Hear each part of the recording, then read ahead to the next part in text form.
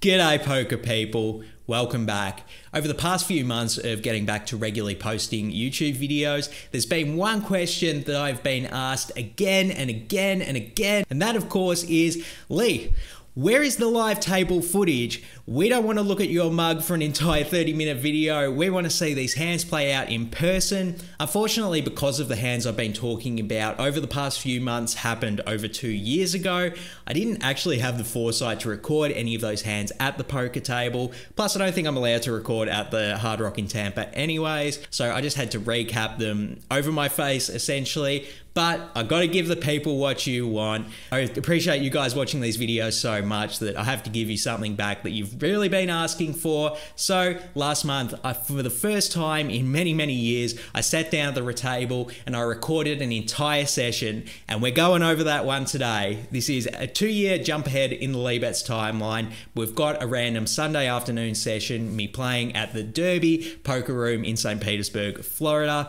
It's a deep stacked 1-3 game. I'm buying in for 1,000, and we've got plenty of interesting hands to get into, as you can probably tell by the runtime of this video. So let's not waste any more time, and for the first time in years, let's get a live table footy session out for you guys. Let's go. So kicking things off with a cheeky $6 button straddle, let's go. The action folds to my hijack and I look down at Jack-2 of spades. And look, I did want to attack the cutoff and button who were playing very tight. Thought I would get a lot of folds here, so I wanted to attack those ranges pretty aggressively. Using Jack-2 suited, probably still a bit too aggressive even with that in mind, but you know the vlogger motto, folding is boring. I open it up to 25 and then I only get called by the tight aggressive button. So we go heads up to a flop of Queen 8 deuce with 2 diamonds. Could go either way between c-betting and checking here. I choose to check in this instance, but really don't mind either play. And then the button goes ahead and bets 35.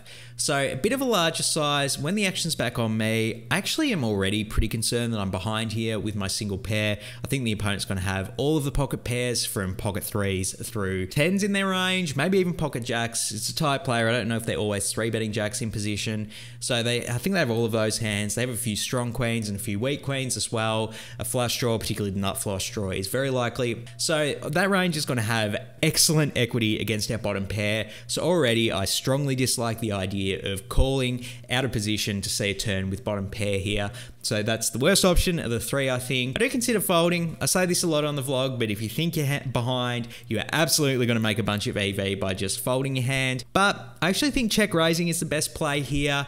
Notably because they do have a bunch of those pocket pair hands that are going to fold, 8x hands that are going to fold, and even if they call with a queen on this street, I don't know that a tight player is necessarily going to stack off over 3 streets of barreling, even with like a king-queen hand. That'll put them in a tough spot. And we have good properties with this hand, I will say. We have a deuce, so it's less likely the opponent has a set. So I decide to go for it in this instance. I put the hammer down, I check raise to 135, and then the button hits the tank, and they're thinking about it for probably a good 15 seconds or so before eventually showing me the queen of clubs and mucking their hand. So we actually got them off of a queen with just one single check raise on this flop. Let's freaking go.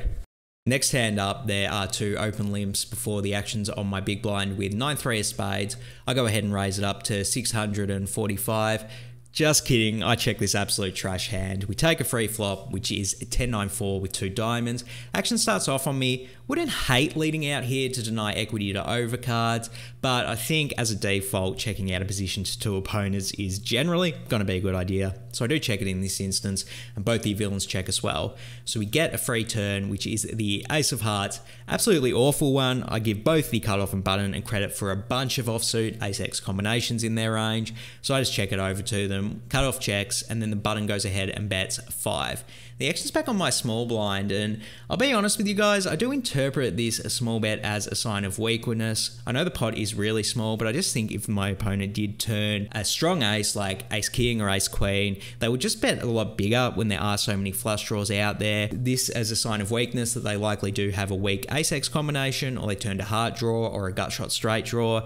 And my initial instinct is to pounce on this weakness, so I do check raise it it to 40. We don't have the best hand in the world to check raise bluff with, I will say, partly because we do beat some flush draws and those straight draws that we are trying to fold, but I sense a weakness, I pounced on it, I check raised it to 40, and then the cutoff folds, but the button throws in the call, so not quite what we wanted to see, but the river is the 5 of clubs. I actually really do like this river. We do beat all of the flush draws in my opponent's range, unless specifically it was 9x of hearts, so we do beat those hands, and it just becomes a question of, do we want to try and bluff the opponent off of a weak ace-x hand or an ace-x of diamonds hands potentially that didn't bet the flop? I really do think I should be going for it in this instance. I'm going to have a lot of 2 pairs that checked on the flop out of position to 2 people and then tried to raise the ace-x turns. So I want to balance it out with some bluffs. This isn't a very natural hand for us to have here, but it does unblock a lot of the natural draws the opponent will fold, which is kind of inconsequential when you are trying to fold them off of an ace-x hand. But yeah, I do think if I had this decision back, I will go ahead and bet something like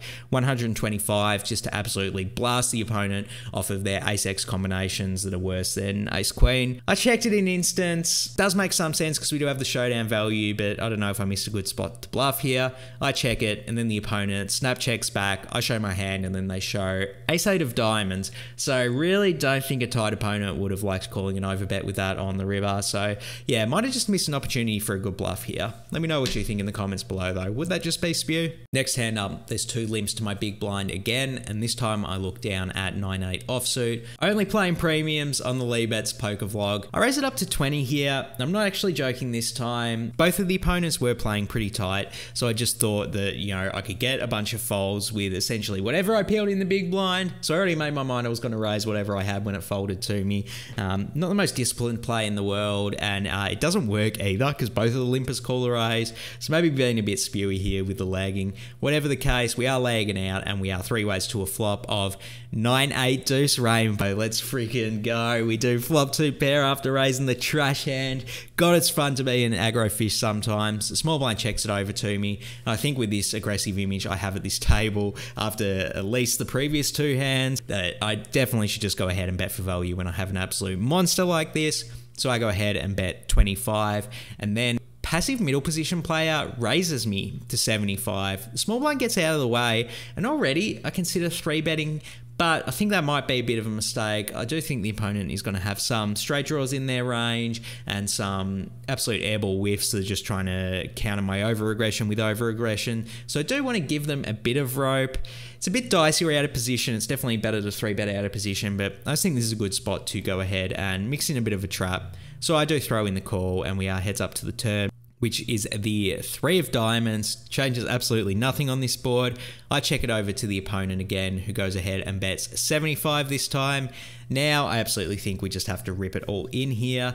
I don't necessarily trust that the opponent is just going to blindly 3-barrel off on this board when I do call. It's going to look like I have a really strong hand if I call here, so I don't expect that from them, and at this point I might as well just be raising and hoping that they do stack off with a strong 9x combination, or maybe pocket 10s or pocket jacks, which limp call pre-flop. Pretty tight to limp call with that hand, but I've definitely seen crazier things in the Tampa Bay area, so I just rip it all in this instance, and the opponent kind of scrunches up their face, but then they do throw in the call, a reluctant call here. That's exactly what we wanted. I go ahead and show my hand. The opponent does not want to show theirs. The pot's $1,000, and the river is the Jack of clubs, and the opponent mucks their hand. So let's go. We stack someone for the first time this session with the absolute monster hand of 9-8 offsuit. Let's go.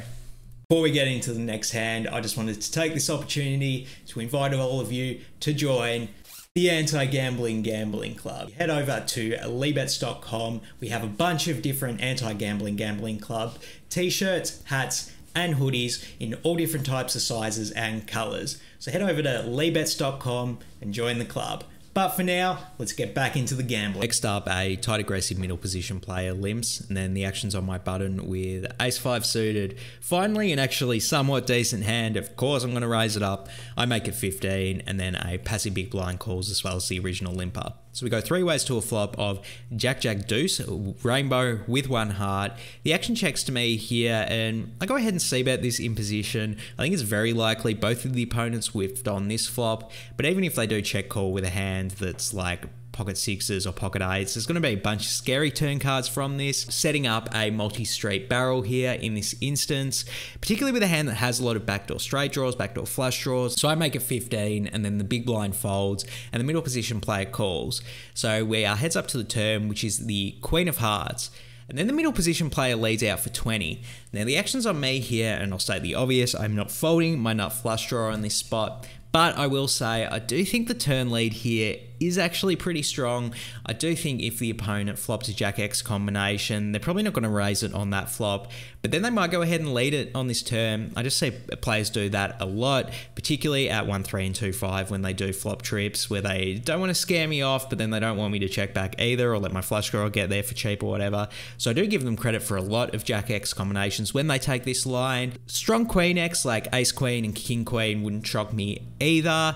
Somewhat personal they have a worse flush draw, but whatever the case, facing that range when we do have the nut flush draw in position, raising a bet this size, it's a pretty no-brainer call, in my opinion. So I throw in the call here, really hoping we hit that heart on the river and we can win a big pot. And then the river is the King of Hearts, baby. Let's freaking go. You love to see it. Absolutely beautiful river card. And middle position keeps betting at the pot. They go ahead and make it 40. We love to see that. Obviously going to put in a raise here. I do give my opponent credit for a lot of Jack X combinations. Having said that, we do actually lose to some Jack X combinations. King Jack and Queen Jack, which I think they're probably going to have pure on this board. Not totally out of the question that they could have pocket twos either. So I do get a bit tentative in terms of what raise size I do want to use here. If the river was like a 5 of hearts, I think I would be raising something around 200 in this spot.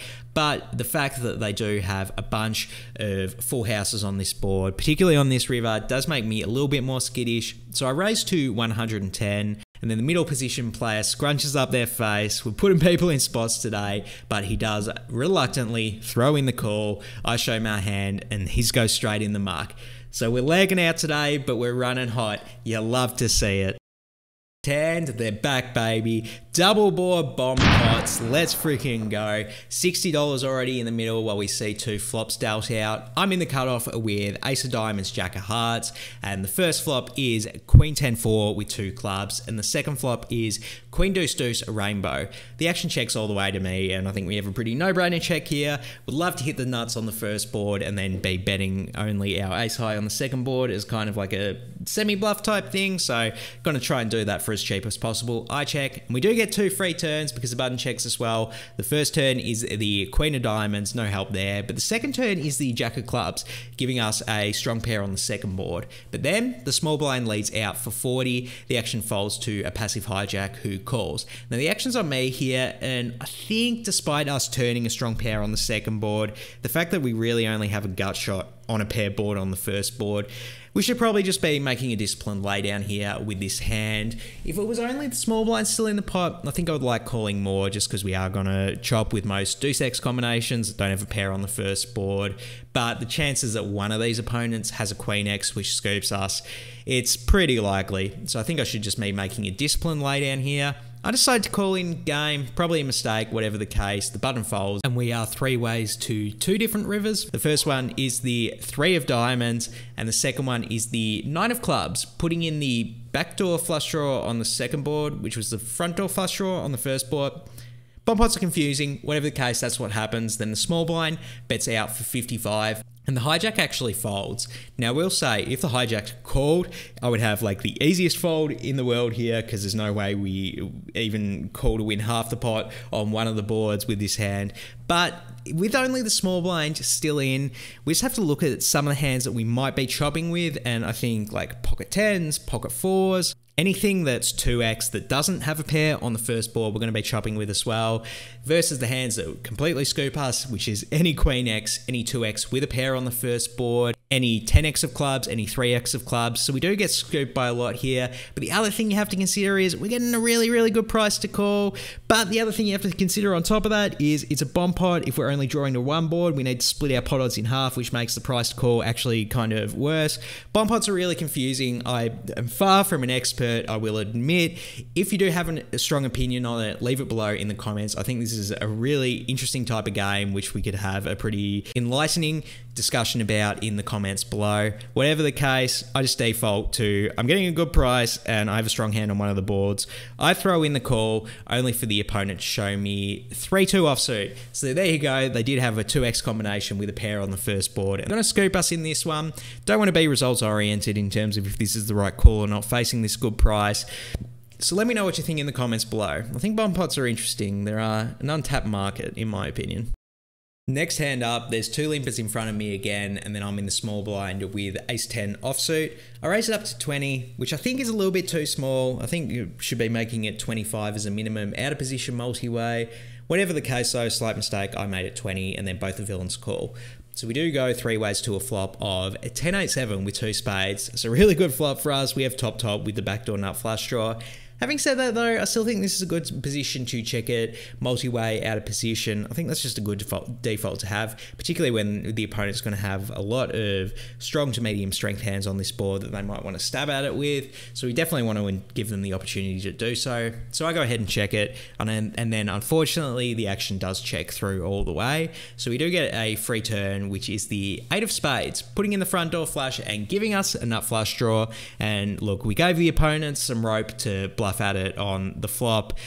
Don't want to do that again. Don't think it's going to happen. Just want to try and get value, particularly with my aggressive table image. So I go ahead and bet 20, and then a passive low jack calls while the cutoff folds. So we are heads up to the river, which is the 8 of clubs, improving us to a full house in this spot.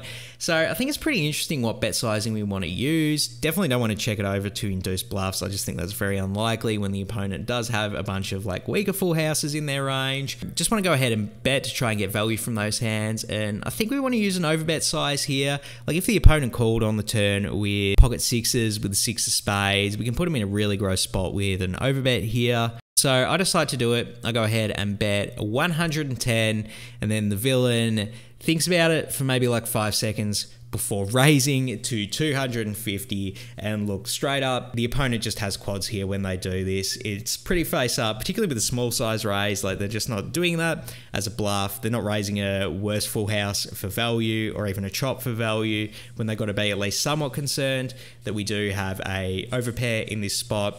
So I actually say out loud to my component, congratulations on the high hand, as I fold my hand. And then, you know what? They show ace-8 of diamonds, so they did have quads, and they do end up winning the high hand. And I'm left feeling a bit regretful about my overbet on the river there. Next hand up, a passive low jack open limps, and then I'm in the hijack with 9-8 of clubs. I go ahead and raise it up to 15, and they'll get called by a tight aggressive button as well as the original limper. So we go 3 ways to a flop of queen 7-3 with 2 diamonds and the 7 of clubs specifically. The low jack checks it over to me, and we do have a pretty decent hand to put in our c-bet bluff range with so much backdoor potential.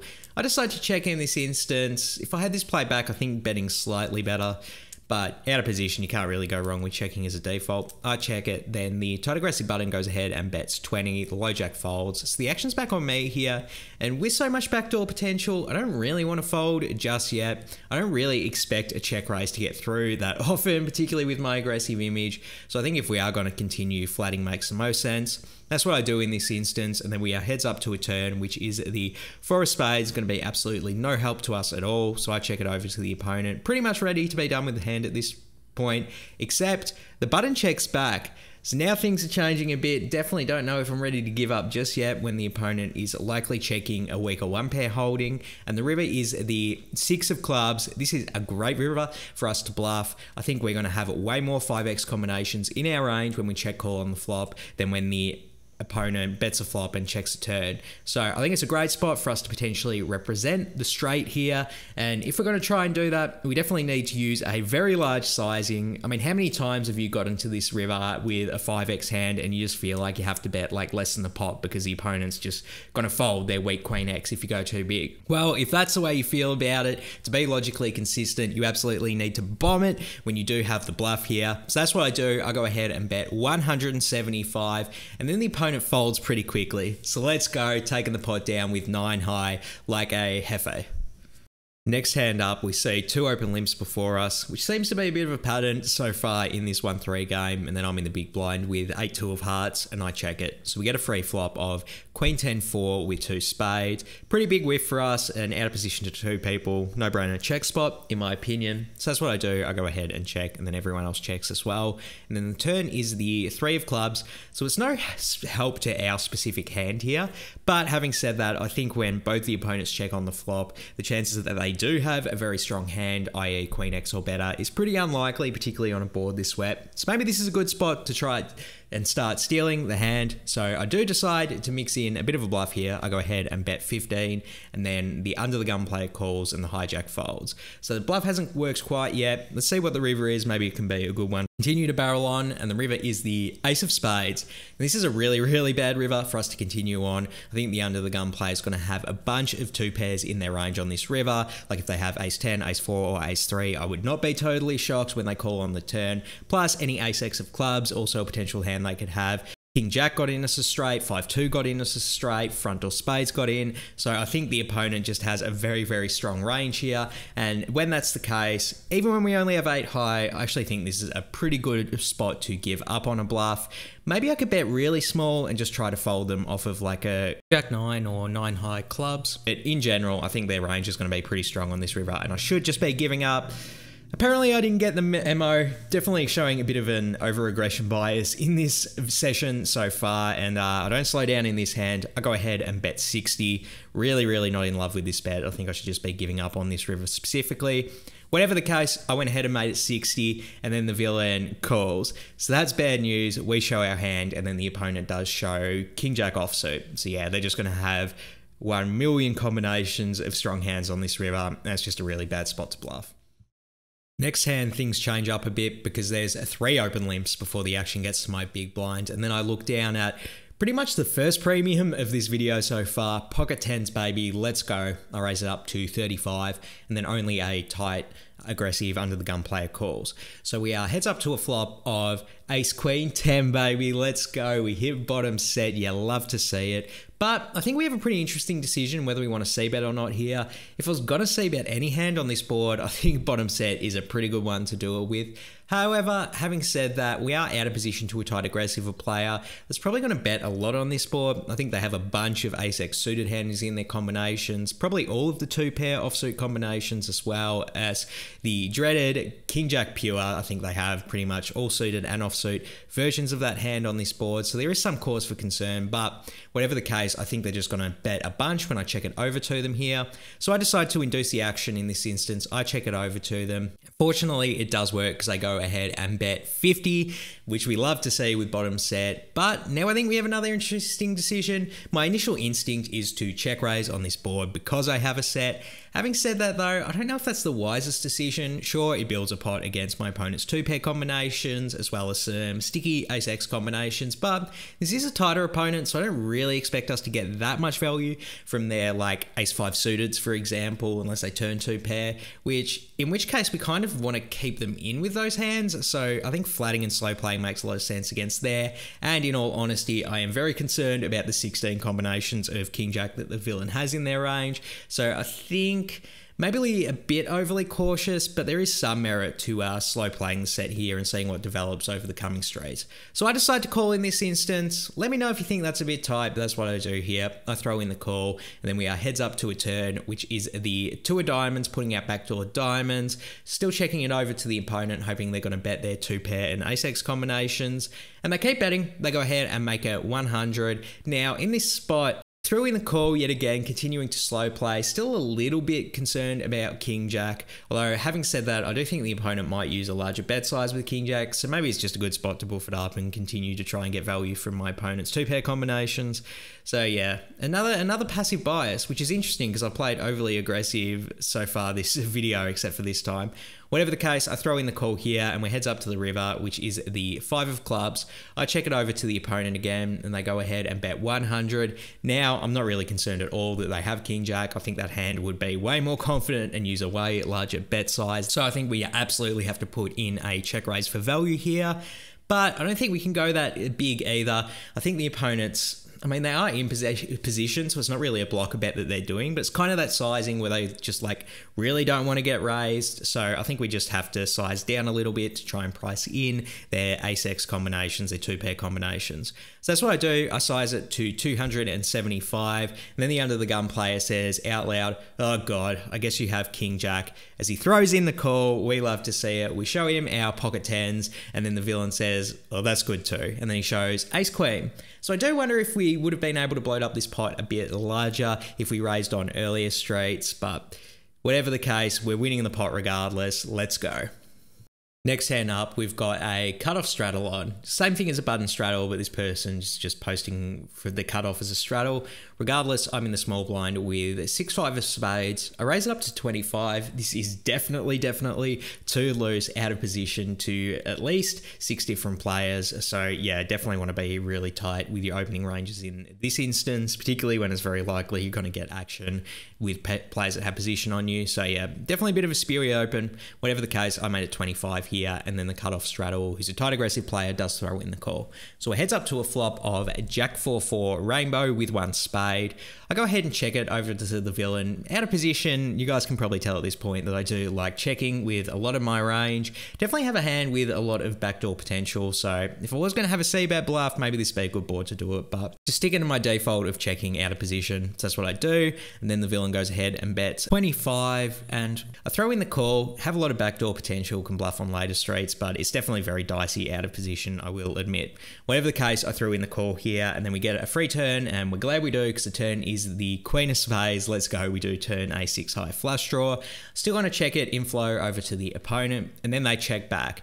So pretty happy to see a free river, especially when the free river is the 8 of spades, baby. Let's freaking go. We went runner flush. Now I think we absolutely have to go ahead and bet for value. Want to use a large sizing as well with our aggressive table image. I think we're going to get paid by most of the opponent's Jack X combinations, as long as I don't go too gigantic or anything. So I size it to 125, and then the villain calls. I end up showing, and then the villain shows ace jack, and he seems like pretty confident, like he has the best hand, until the dealer points out that I did river a flush, and then he's like, oh god damn it. So yeah, he didn't really see the runner flush coming, and good thing for us because he paid us off. Next up, a tight aggressive button opens it to 10, and then I'm in the big blind with 9-7 offsuit. And look, if we were playing in a game with an ante or a game that didn't take any rake because it was time charged or whatever, I think this might be a good defend in the big blind.